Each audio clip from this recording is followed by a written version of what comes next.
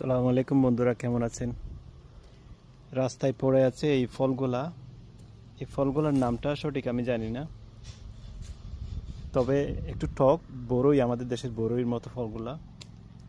এই যে গাছ হলো এটা,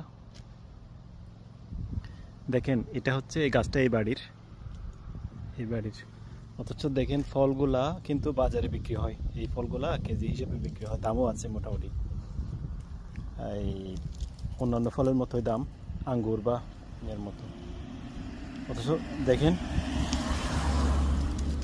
ফলগুলা রাস্তায় পড়ে আছে পেকে গিয়ে, দেখেন কি অবস্থা।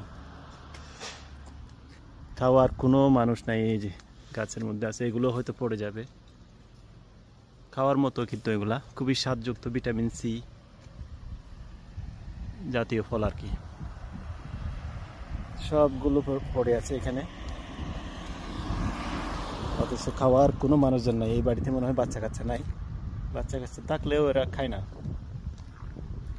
এই হলো জার্মানির অবস্থা ভাই। আমরা খেতে পাই না, আমাদের দেশের মানুষজন, আর এরা দেখেন রাস্তায় পড়ে, রাস্তার অবস্থা খারাপ।